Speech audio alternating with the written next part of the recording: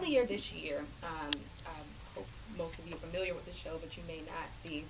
Melissa Harris Perry premiered a show on MSNBC called The Melissa Harris Perry Show.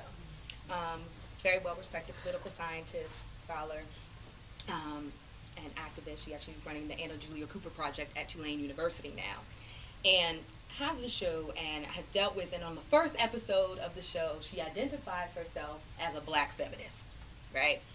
Now, my Twitter world went crazy. Now, I know everybody has different Twitter friends, so I mean, I have a range of people on Twitter because, as I said, I do popular culture stuff, so I do follow some people I probably won't say here that I follow on Twitter, right? And then I do follow like a bunch of like feminists, anything. If you got feminists in your hashtag, I'm probably going to follow you until I figure out that you're not a feminist, right?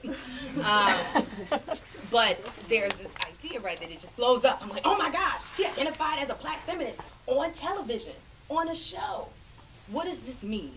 Right? That was just a possibility of what this show is going to do. And I mean, she's done everything but talking about Black transgender identity to Katrina and the anniversary of, which her house was very recently, because of Hurricane Isaac, she just bought a house in New Orleans. It was destroyed in Hurricane Isaac, right? She just shown it on her show the day before, poverty and all of this.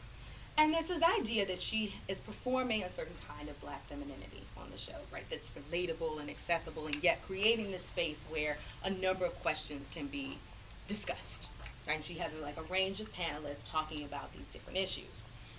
Well, on Saturday, she was having a panel about poverty, about class, about the RNC, and what I would like to attribute to Crunk Feminist Collective named it an eloquent rage, right? Something that fuels at the heart of Black feminism. And I want to show this clip just because this idea of rage is kind of where I want to end on, so I can open up for some questions and some discussions about Black feminism in the 21st century, how we think about that, and this idea of rage as a politics.